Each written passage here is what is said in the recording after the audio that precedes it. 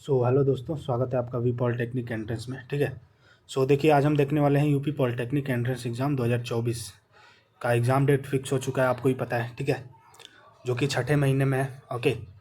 तैयारी अच्छे से करनी है हम लोग को। ओके।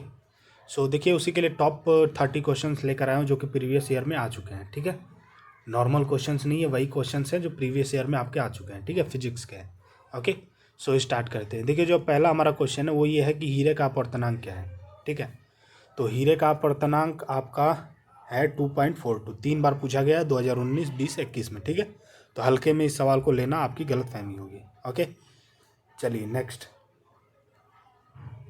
मोटर गाड़ी के चालक के सामने लगा होता है। ठीक है, 2018 में पूछा गया है ये। क्या लगा होता है, कौन सा दर्पण लगा होता है मोटर गाड़ी के चालक के सामने? कौन सा दर्पण? मोटरसाइकिल होती है ना, उसके सामने जो लगा रहता है मिरर, है ना, देखने के लिए पीछे का, तो कौन सा होता है? तो उत्तल दर्पण होता है। ठीक है, एक बार पूछा गया 2018 में। सामान्य नेत्र की रेटिना पर बनने वाला प्रतिबिंब कैसा होता है? 3 बार पूछा गया, 14, 17, 18 में। ठीक है, हल्के में नहीं लेना है इसे भी। ठीक है, 3 बार पूछा गया है। सामान्य मतलब एक नॉर्मल जो आइज़ होती है ना, उसके रेटिना पर बनने वाला प्रतिबिंब कैसा होता है? उस जो नॉर्मल आँख होती है ना, उसके रेटिना पर जो प्रतिबिंब बनता है वो कैसा होता है? आभासी और सीधा होता है, वास्तविक और सीधा, या फिर वास्तविक और उल्टा? तो वास्तविक और उल्टा ही होता है, क्योंकि भाई देखो, वास्तविक है तो नॉर्मल सी बात है, वो उल्टा ही होगा, सीधा तो होगा नहीं, है ना। ये पहले ही मैंने आपको बता रखा है। ठीक है, चलिए अगला देखते हैं। अगला हमारा है कि नेत्र लेंस में समायोजन की क्रिया होती है। ठीक है, 3 बार पूछा गया है, 17, 19, 20 में। ठीक है, ताज़ा ताज़ा है। नेत्र लेंस में समायोजन की क्रिया कैसी होती है? आयरिस द्वारा होती है, नेत्र लेंस द्वारा, या फिर सिलियरी पेशियों द्वारा? जो सिलियरी पेशियाँ होती हैं ना आइज़ में, उनके द्वारा होती है। किसके द्वारा समायोजन की क्रिया होती है? इसका जो राइट आंसर है वो है सी। ठीक है, याद कर लीजिए, 3 बार पूछा गया है ये। ओके, चलिए नेक्स्ट। किसी नेत्र का निकट बिंदु कौन सा है? 2 बार पूछा गया, ताज़ा ताज़ा, 16 और 18 में। ठीक है, किसी नेत्र का निकट बिंदु आपको ही पता है कि एक नॉर्मल आइज़ के लिए वो कितनी दूरी तक देख सकता है मैक्सिमम नॉर्मल आइज़ के लिए? तो वो है 25 सेंटीमीटर।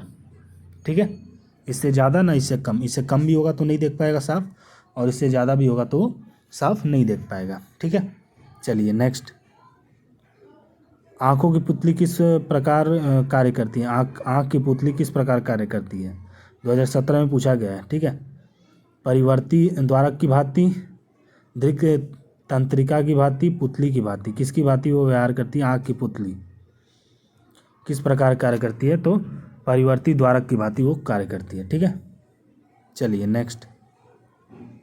सिनेमा के पर्दे पर किस प्रकार का प्रतिबिंब बनता है? 2 बार पूछा गया, 2019 और 2020 में। ठीक है, जो सिनेमा होता है ना, जाते हैं देखने, तो उसमें उसके पर्दे पर किस प्रकार का प्रतिबिंब बनता है? आभासी बनता है, वास्तविक बनता है, या क्या बनता है? तो नॉर्मल सी बात है, वास्तविक बनता है ना, तभी तो दिख रहा है वहाँ पे। राइट, चलिए नेक्स्ट। किलोवाट घंटा मात्रक है, 2 बार पूछा जा चुका है, 2016 और 2017 में। ठीक है, मैं भी शायद 2024 में रिपीट कर दें, है ना। तो किलोवाट घंटा का मात्रक कौन सा है? आवेश का, विद्युत ऊर्जा का, या फिर विभवांतर विद्युत का? ठीक है, इसमें से किसका मात्रक है? किलोवाट। तो नॉर्मल सी बात है, ऊर्जा का मात्रक है। ठीक है, ये क्लास 10th का ही क्वेश्चन है, उतना भी हार्ड नहीं है। ओके, क्लियर है। 2 बार पूछा गया है, 2016 और 2017 में। ठीक है, चलिए नेक्स्ट। कौन रंग है जिसका खतरे में सिग्नल का उपयोग किया जाता है 2020 में? तो नॉर्मल सी बात है, लाल रंग, है ना। क्योंकि अगर हम ट्रेन वगैरह चलती हैं तो हम देखते हैं कि सिग्नल पे जब गाड़ी आने वाली होती है तो रेड कलर का लाल रंग ही जलता है ना, बाकी सारा बंद रहता है। ठीक है, तो इसका जो राइट आंसर है वो लाल। हाँ जी, वही क्वेश्चन है। सामान्य मानव नेत्र का दूर बिंदु कितना, मतलब कितने दूरी तक एक नॉर्मल आइज देख सकती है, 2020 में पूछा गया है। ठीक है, तो वही है कि आपका अनंत पर। ठीक है, सामान्य मानव नेत्र का दूर बिंदु कहाँ तक देख सकता है? तो अनंत तक। ठीक है, एक गोलाकार दर्पण के वक्रता की त्रिज्या r और फोकल लंबाई f के बीच का संबंध क्या होता है? एक गोलाकार दर्पण के वक्रता त्रिज्या r और फोकल लंबाई f के बीच क्या संबंध होता है? आर बराबर एफ, आर बराबर 1/2f, या फिर आर बराबर 2f। तो इसका जो राइट आंसर है वो है सी, तीसरा वाला, ठीक है। R is equal to 2f। Okay, R और एफ के बीच में संबंध अगर पूछे तो are is equal to 2f पे क्लिक कर देना है। ओके, क्लियर है।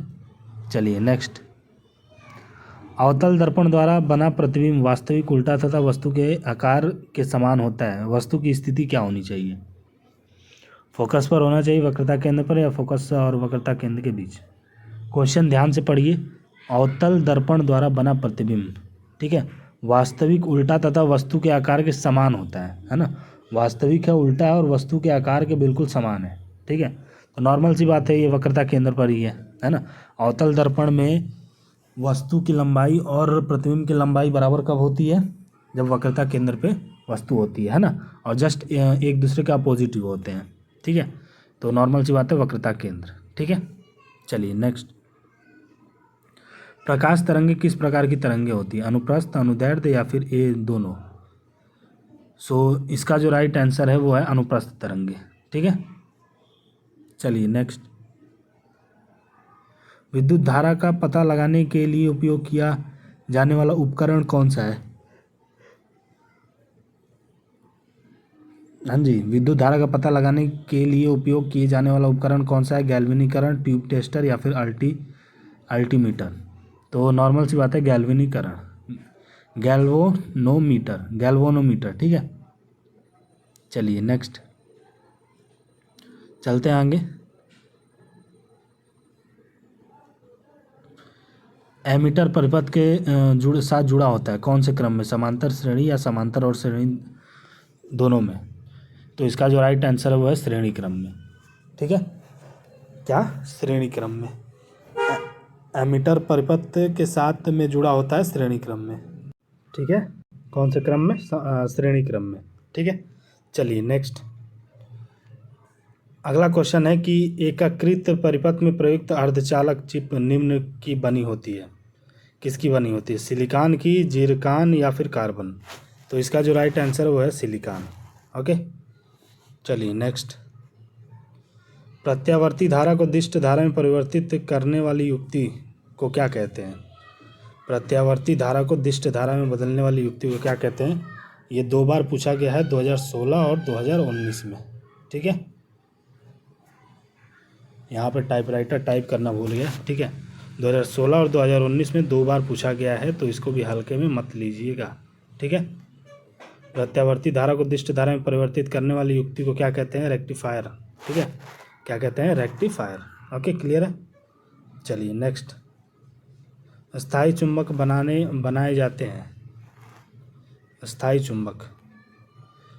चुंबक बनाए जाते हैं, किसके बनाए जाते हैं? तांबे के, इस्पात के, या फिर नर्म लोहे के? तो नॉर्मल सी बात है, इस्पात के ही बनाए जाते हैं, है ना, ठीक है।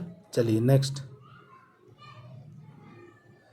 चुंबकीय क्षेत्र का मात्रक क्या है? वेबर है, डोमेन है, या फिर गॉस है? क्या है? 2018 में पूछा गया है, ठीक है। चुंबकीय क्षेत्र का मात्रक क्या है? ठीक है, 2018 में पूछा गया है चुंबकीय क्षेत्र का मात्रक क्या है, ठीक है। सो पहला है वेबर, डोमेन, या फिर गॉस? तो गॉस। ओके, 2018 में पूछा गया है, नॉर्मली नहीं लेना है, ठीक है। चलिए नेक्स्ट, शुष्क सेल में जो ऊर्जा संग्रहित होती है, जो शुष्क सेल होता है ना, उसमें जो ऊर्जा संग्रहित होती है, इकट्ठी होती है, वह क्या है? उसमें है रासायनिक ऊर्जा या फिर वैद्युत है? तो नॉर्मल सी बात है, जब सेल में हो रही है तो वो रासायनिक ऊर्जा ही है, ठीक है। सेल की बात होती है तो उसमें रासायनिक ऊर्जा ही होते हैं, ठीक है, नॉर्मल सी बात है। चलिए नेक्स्ट, फैराडे के नियम, भाई साहब ये यार यहाँ पे टाइप नहीं किया है ना इसने, आई थिंक 3 बार पूछा गया, 19 और 16, ये दोनों तो फिक्स है। एक और साल में पूछा गया था ये, ठीक है। फैराडे का नियम किस प्रक्रिया से संबंधित है? फैराडे के नियम के बारे में पूछा गया था, या फिर ये भी पूछा गया था कि फैराडे का नियम किस प्रक्रिया से संबंधित है? तो गैस, तापमान, या फिर इलेक्ट्रोलाइसिस, किससे संबंधित है? तो इसका जो राइट आंसर है वो है इलेक्ट्रोलाइसिस, ठीक है। सो ये थे हमारे टॉप 30 क्वेश्चंस, ठीक है। मोस्ट इंपॉर्टेंट क्वेश्चंस, हर एक क्वेश्चंस 1 या 2 बार आपके प्रीवियस ईयर में पूछे गए हैं, ठीक है। सो ऐसे ही चैनल के साथ बने रहिए, सब्सक्राइब करके रखिए, डेली वीडियोस आने वाली है, तैयारी में लग जाइए, ठीक है। एग्ज़ाम डेट भी आ चुका है। सो मिलते हैं अगले वीडियो में, बाकी wish you all the best.